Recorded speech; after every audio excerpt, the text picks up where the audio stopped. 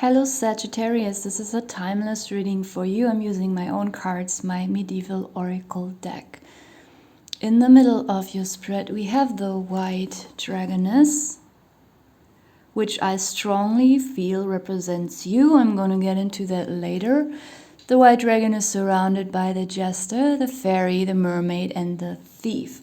And the first impression that I got was that you being the white dragoness, even if you are a man, the white dragoness, this is someone very wise, someone who has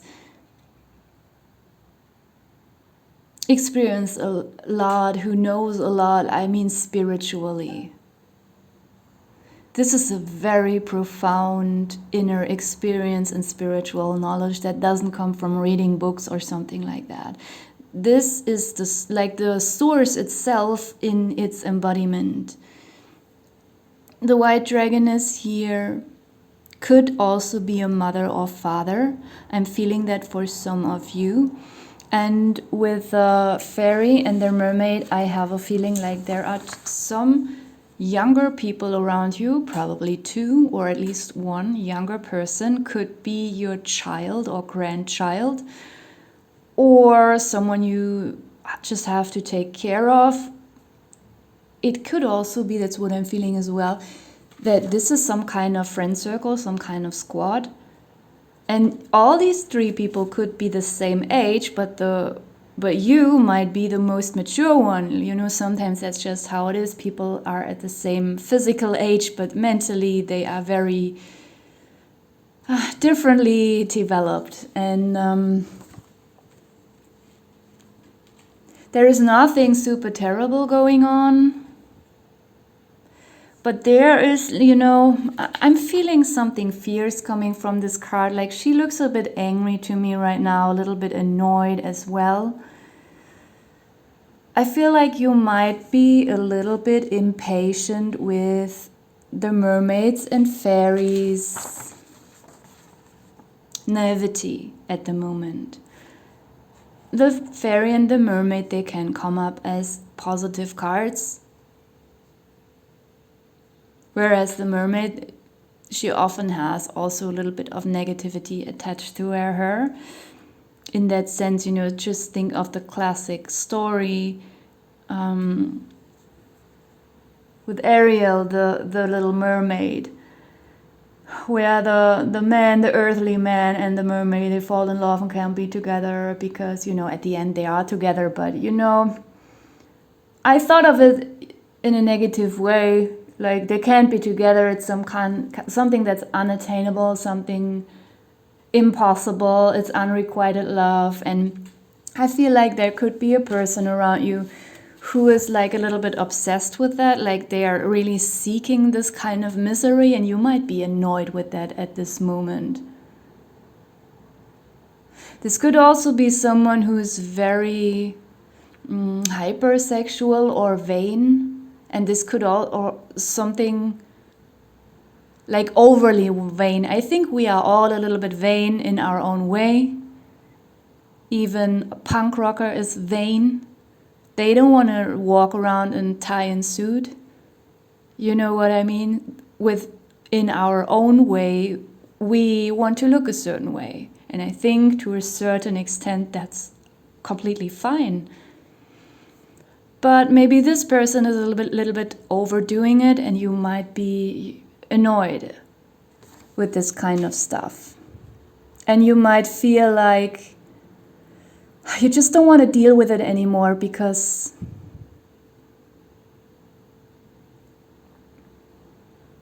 it's just very repetitive, whatever this person does. And you just feel too old for it. You could literally be much older than this person, or as I said, you are at the same age, but you behave much more mature than this person. And with a fairy, I often say it, like, if she comes up in a not so good way, she is naive, she is not reliable, she is coming and going, unpredictable in a certain way, not grounded, like dreamy, fuzzy, clumsy, not necessarily a bad person with bad intentions, but just I have this girly feeling about her right now. Even though those two don't necessarily have to be women in your life or girls, but they feel very girly right now. I think boys can also be a little bit girly. I don't mean that, in this, in a sexist way or in a bad way. I appreciate when men also have their feminine aspects and don't reject them, just like the other way around. But there are good feminine qualities and negative feminine qualities, as there are bad and good male qualities. And I feel like maybe, boys also can sometimes be like extremely vain. And very, very focused on other people's opinions and how they appear and how they're being seen, especially physically, especially when people are younger. That seems to me more important to them. And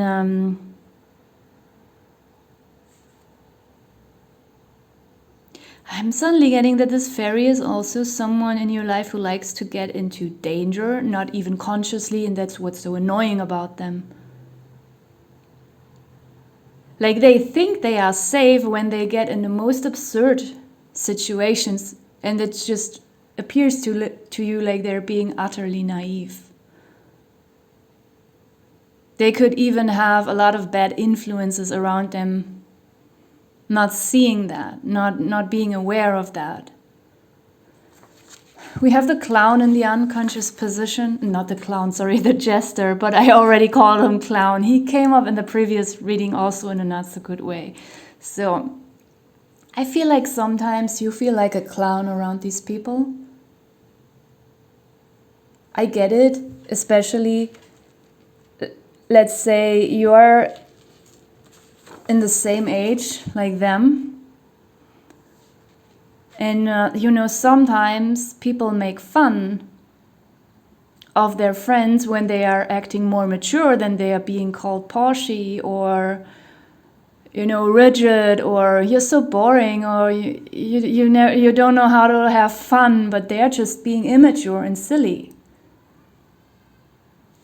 And like, I feel like you might now and then feel like a clown around them, even in front of yourself, because even though you're aware of this behavior not being appropriate to their age, you still stick around them for some reason, and then it feels like you're not being true to yourself. Another way I'm seeing this jester as a clown as well is like, there could be a third person around you. It could even be their father. It could be their legal guardian, who is not, who is supposed to be more mature than them and has to teach them something and, just raise them properly, but he doesn't. Because he's himself a bit of a clown, even though he's older than them. That's also a thing I'm getting here. We have the thief here on top, and I feel like for some of you, this card is representing you, and I'm getting a bit of guilt. It seems that maybe, none of these people are super bad people. Just for a few of you, it could be like people with bad intentions, people who are toxic, but for most of you, I feel like they are not evil in some way. They are just, annoying and immature. And that's why you feel guilty about leaving them. Like, you feel like a thief.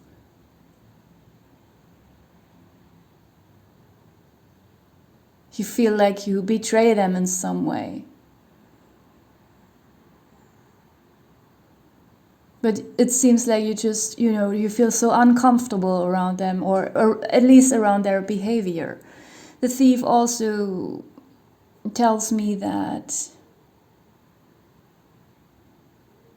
this is just something that it seems to be continuously on your mind. Like, I don't want to be stuck in this situation where I really want to leave, but the guilt is holding me back. But it could be that in the near future you might finally decide to withdraw. Or to make them withdraw.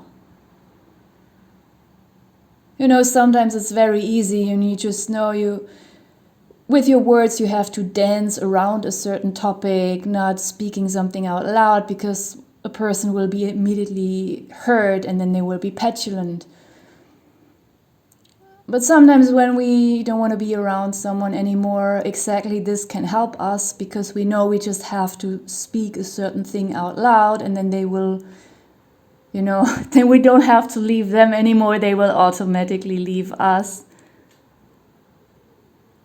And I'm not getting a huge fight or war or beef or whatever. It's just, and not calling someone names, being utterly disrespectful or something. Nothing of this spiteful, hateful stuff.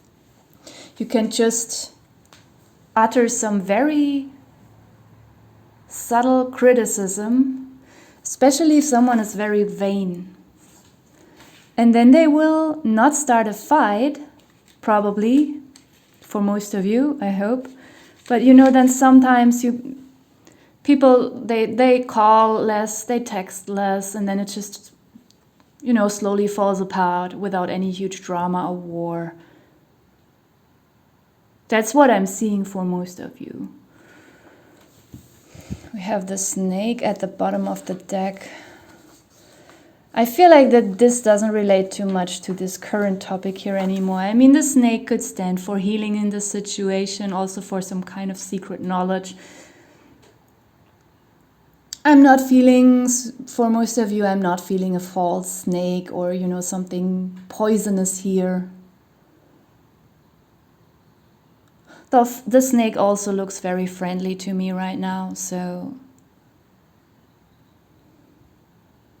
it could just truly be a metaphor for some kind of knowledge, a healing kind of knowledge. Actually, if you are the white dragoness, you already have this kind of knowledge, but the snake might enhance something about that spiritually. So it's not a negative reading, don't worry. I had that a lot recently, that at the moment there just seems to be something about dissolving certain relationships. For some people it's toxic stuff, dangerous stuff. For others it's a bit more mild, like there are no toxic or bad people around them, just, something that doesn't really match anymore, or it never really has matched. So I'm going to leave it here. It actually feels quite okay or good, because there seems to be a resolution for this kind of annoyance and tension as soon as you overcome maybe this kind of guilt that I was mentioning earlier. Thank you for watching.